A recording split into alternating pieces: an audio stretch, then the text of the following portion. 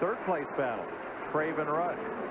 They're about a 10th slower than our leader, Mark Martin, second place, Matt Kenseth in the 17. Now, listen, Mark was running really good all night, has been all night long. He gets out front with clean air. I think they got trouble. Jimmy Johnson will not be able to catch him without a caution. Stacy Compton and Ron Hornaday have taken their cars to the garage. This is the 9th time that Mark Martin has been in contention for the $1 million bonus. He has never won it. Not yet. Well, and he hadn't won a race for a while. I know he wants it. I know he wants it bad. He's been getting better every week. His team, you know, they made those adjustments on the team from last year. Time to show what you got. That was Mark Martin's fan there pulling for her man right there. If he can win this race, he wins $1 million. She wins $1 million from Winston. Right now, Matt Kenseth in second place. His teammate, last 2 laps, he's been about a 10th quicker both of those laps. He is coming. A lot was made in the Formula One race a couple of weeks ago when Rubens Barrichello, leading the race, had to pull over just before the finish line and let his Ferrari teammate Michael Schumacher get the win and the points. No such team orders in NASCAR, even though Mark Martin and Matt Kenseth are teammates. Now, it's every man for himself. The thing about this, he's got a lot of fans, Mark does. His whole pit crew's pulling for him because he's going to share the wealth. He said if he won the Winston Million, he would share it with the crew. 30 to go, buddy. That's the kind of guy Mark Martin is. Kenseth not eligible for the $1 million bonus at this race. Right round, Jimmy Johnson in the 48. He's trying to get around the car that was in front of him a while ago when he got into it. Hutch Strickland in the 23, and he's bottled up behind all these lap cars. Little smoke out of Earnhardt Jr. in the back straightaway. Well, we're standing on the gas right now, and it's going to. Now is when the engines are really taking a pounding. He's coming to pit road. He was running in 9th position. Pit road, all the belts are gone. All the belts are gone. Oil pump drive belt. Power steering, the whole shooting match shot off the front of her. It has an external oil pump that's driven by a belt, so no oil pressure. Matt Yoakum. Blew up.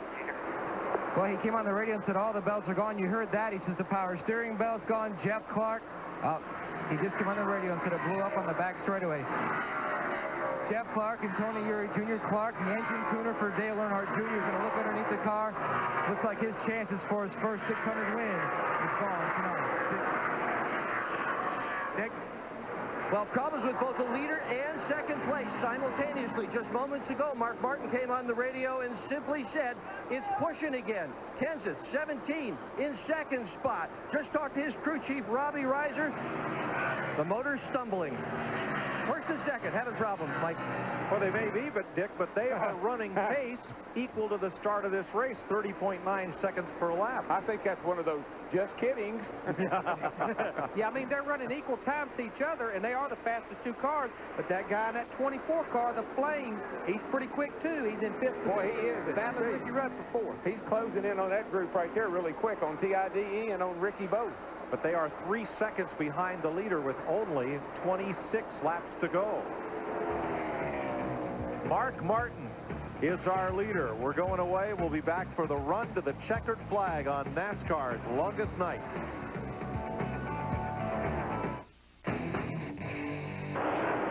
Just 23 laps to go in the Coca-Cola Racing Family 600 at Lowe's Motor Speedway. But oh, what a night it's been.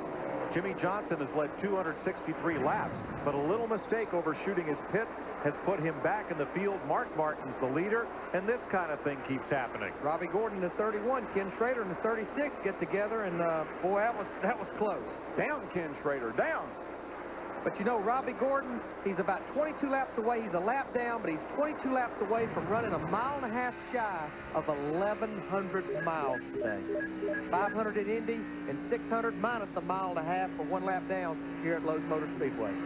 He did it in 97, again in 2000, although P.J. Jones started the car here at Charlotte in 2000, so Gordon wasn't credited with the start. So officially, this is his second time to do the double. That boy, you know, he has got to be one beaten young man in there. That's a hard day's work. He's in 17th position right now. Boy, Jeff Gordon. Come on, baby, you do it. That's what I like to hear. Tell him he can do it. He doesn't know he can do it. You got to tell him he can do it. Dale Earnhardt Jr.'s car has been taken to the garage out of the race. Guess what, guys? That 17 car, Larry, with those flames on the hood, he's inching in on that 6 car. Yeah, last couple laps, he's been about a 10th quicker than his teammate and leader, Mark Martin. And, you know, they're definitely going to catch some more lap cars before this thing's over. We heard Mark talk about his car pushing. The more lap traffic he has to fight, the more it's going to push. Takes that front downforce away as he catches those cars. Well, 26-year-old Jimmy Johnson dominated this race. 43-year-old Mark Martin started 25th tonight. No 600-mile winner at Charlotte has ever started that far back. Got to give a call to our drivers, our veteran drivers, because they're all right up there in the top 10 or 12 tonight.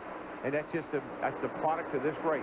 Knowing the track, going through the transitions it goes through, plus the extra 100 miles. There you see with our Fox tracks, Ricky Creighton in 3rd, in the 32, Ricky Rudd in the 28 and 4th, Jeff Gordon in the 24 and 5th, and they're about 4.5 seconds behind our leader right now, Mark Martin, with 18 laps to go. And they're about 2/10 of a lap slower than our leader. So if we stay green, the only driver who legitimately has a shot at Martin is his Roush Racing teammate in that yellow car, Matt Kenseth. And right then, that lap, he was 2/10 quicker than his teammate. He's reeling them in, boys. He's about 3 car lengths away, but there's lap cars up in front of him. Mark Martin can make an extra million if he wins this race, the Winston No Bull 5, and so can the fan that is paired with him. And right there, that's where Matt's so much stronger. He's able to drive that thing down into turn 3, bring it to the bottom. He picked up about 2 car lengths right there in the middle of 3 and 4 and then picked that throttle. Yeah, I think what he's doing, he's floating it down in there, Larry, but boy, when it gets there, he nails it wide open. And if you nail 800 horsepower, you're going to leap forward. Let's go to the garage. Steve Burns. Mike, disappointing end of the night for Dale Earnhardt Jr. What happened, Dale? Had some pulleys come off the front of the motor. Bolt came out into the crank, the pulleys flew off and threw all the belts off and burned the car up. But it was a tough night. We was running pretty good. Felt like we was in good position to run well and got into the wall trying to get around lap car. And we got a chance to fix the car and get it back decent to where we can get us top 10. That's what we was kind of shooting for, just to get a good finish. Motor blew up. Thanks. Guys, you can tell he's hot, he's tired. This was a hot race. And just remember, we keep talking about Robbie Gordon, but this is quite a feat, this boy. He has 500 more miles under his belt than Dale Earnhardt Jr. Plus the little, you know, from Indianapolis flying down here, getting on a helicopter, coming in and running the race. I don't care. Anybody that can do that, my hat's off to him. And Darryl, what I think has happened with Matt Kenseth, he caught Mark, but his car was pushing and not turning either. And when he got up behind Mark, now he's losing some ground because his car's not turning. Now, Larry, let's do the math. Who can win the most money here tonight? I would say the 6 car, Mark. I would say so, and I would say that if I was driving that 17 car, I'd be pulling for him to win every bit of it. Well, Kenseth has won twice this year. Mark hadn't won. April of 2000 in Martinsville was Mark's last win. So there's no question who wants it more. Janet Hogan of Sterling, Virginia is Mark Martin's biggest fan. If he wins, she wins the No Bull $5 million as well. Probably hearing on Matt Kenseth's radio. Matt, go to channel 2. We got about 13 laps to go. Looking good. But see, the reason this can't happen like it does in Formula One is Matt's sponsors need for him to win. Mark's sponsors need for him to win.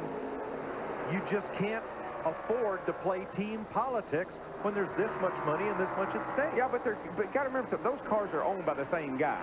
I remember when Neil and I drove for Junior. I mean, you know, we do things to help each other and what made the most sense. So we'll see how this works out. Actually, I won a race at Nashville. Neil took the checkered flag. I won the race. Junior protested the race because I should have won the race. He owned both cars. We talk about owner. Mark Martin owns a piece of that 17 car. He's partly responsible while Matt Kenseth is driving that 17 car. Well, that may even be more influence on Matt. Maybe Mark Martin saying, hey, Matt, go to Hey, channel Matt, 2. that's right.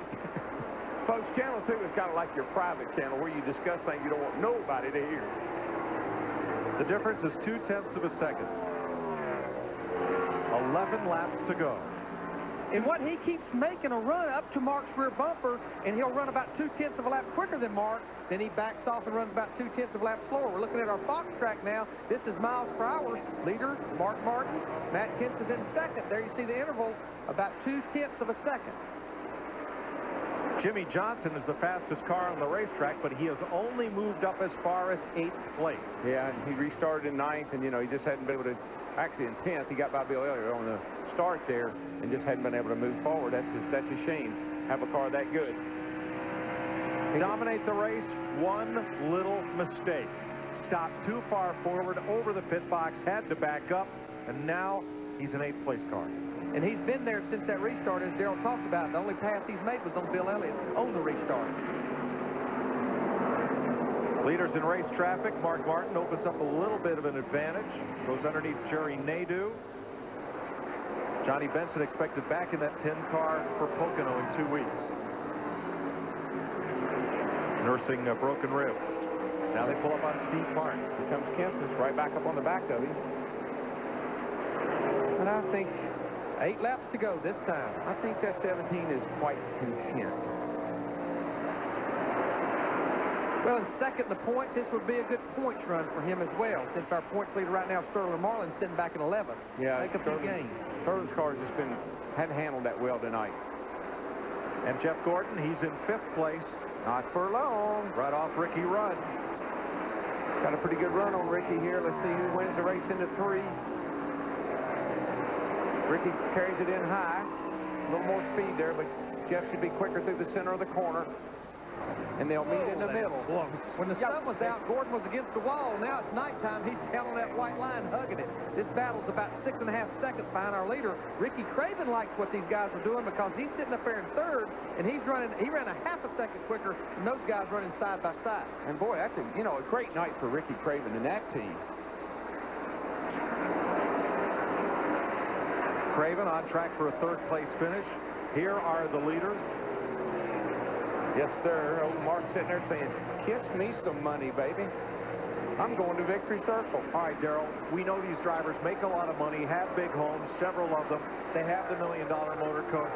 How much is an extra $1 million really worth to a driver? Oh, man, there was sparks off it.